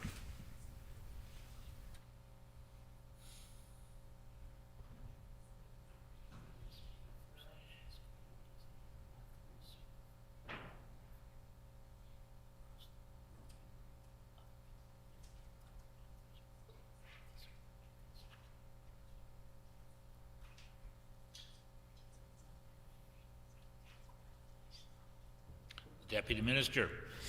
Thanks. Good question. I'm learning things as we sit here. So the federal law does not mandate how Indigenous governing bodies define their membership. And so it's not necessarily band membership, it's not necessarily treaty status, it's not necessarily any of those things. So they will have to do that. And then it's in doing that we will have to navigate how the funding works. Mr. Martin.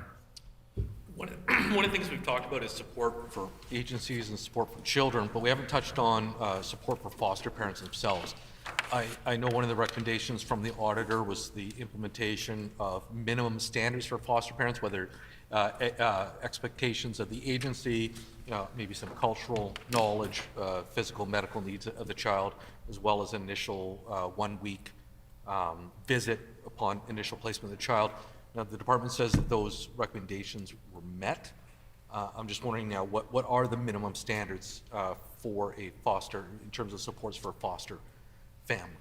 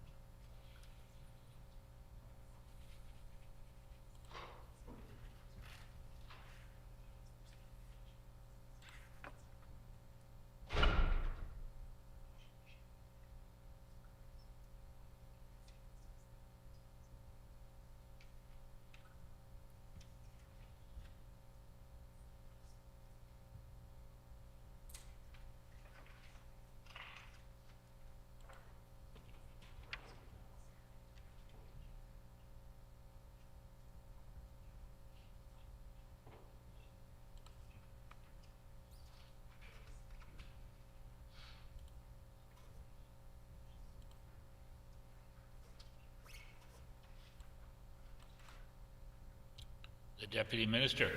Thanks. Thanks for that.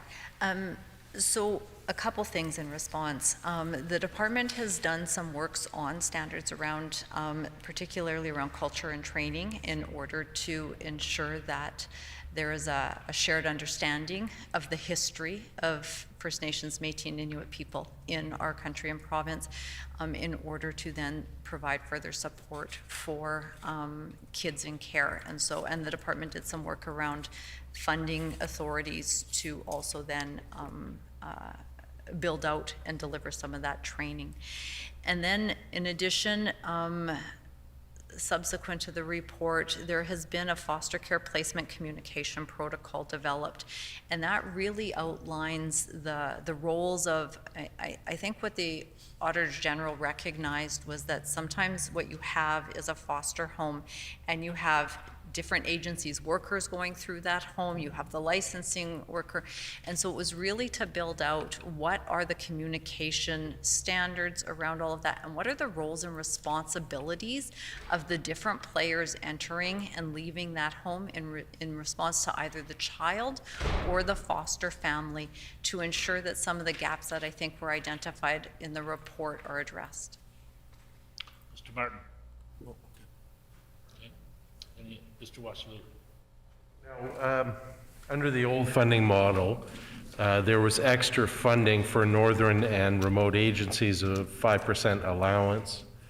Did that survive the new model? Is there a northern minimum? And is it based on 2011 funding models? Given that the Auditor General found that was completely inadequate, it didn't reflect the cost of living in the north.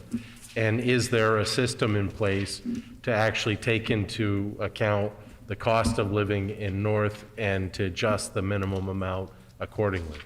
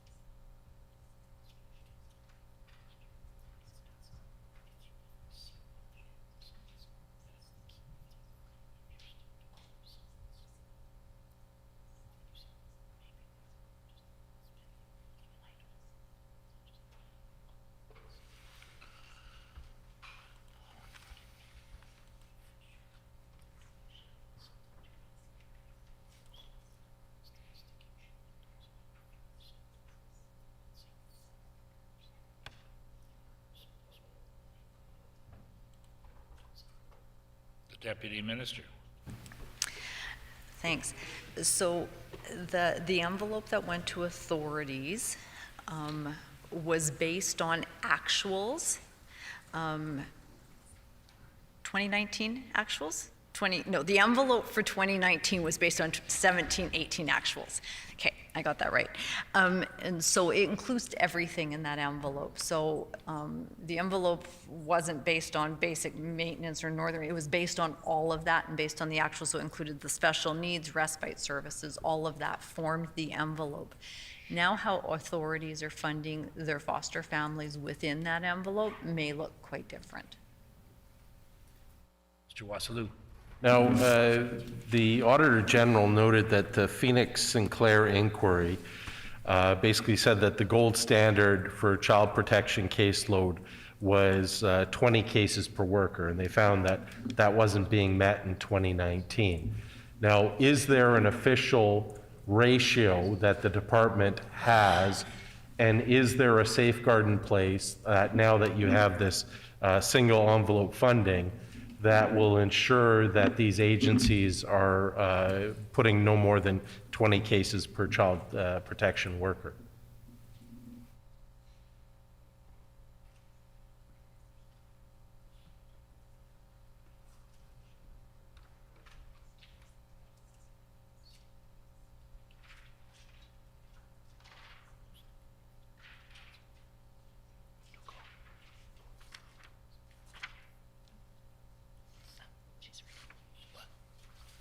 Deputy Minister.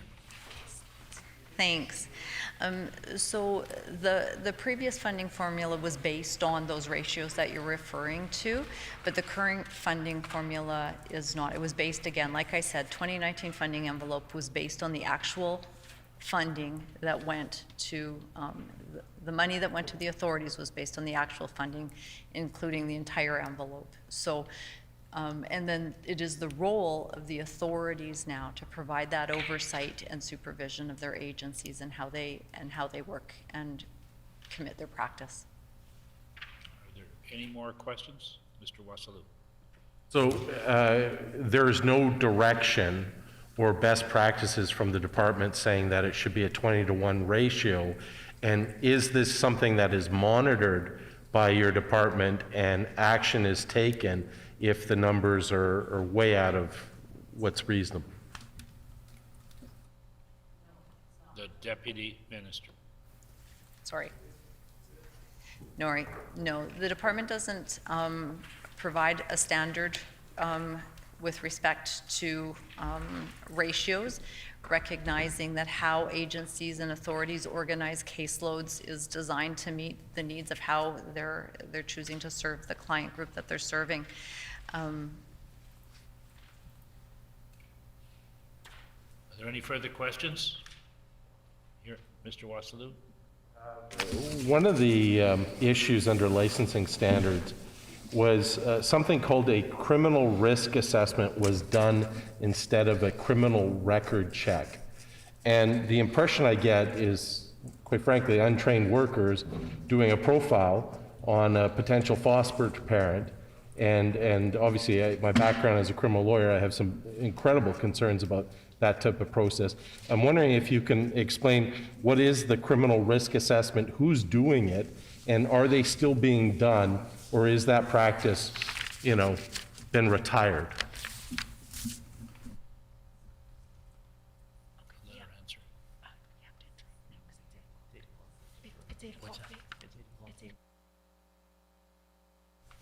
So it's 8 o'clock. We need to interrupt the proceedings here. Is it the wish to continue for a longer period of time? Mr. Martin? For leave to allow the deputy minister to answer the question? Okay, is there leave to allow the deputy to answer the question?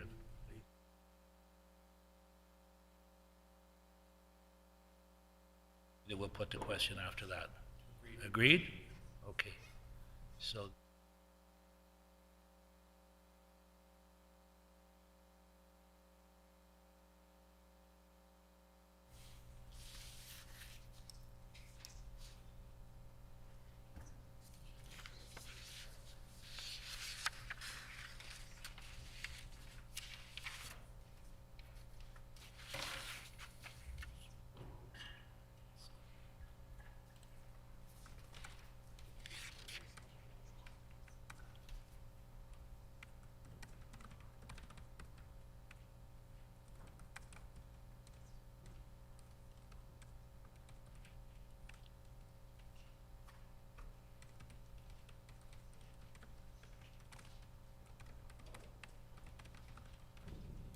Deputy Minister.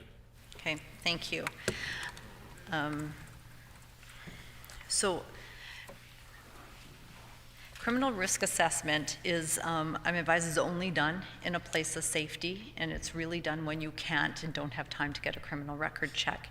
It's typically done by law enforcement, but there are times where we have a risk assessment unit that may be called on and that has retired police officers that would undertake that work on behalf.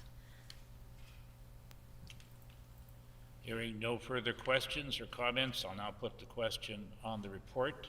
Shall the Auditor General's report titled Management of Foster Homes dated November 2019 pass?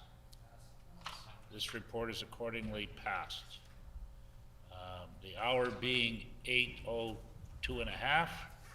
What is the will of the committee? Rise. Committee rise.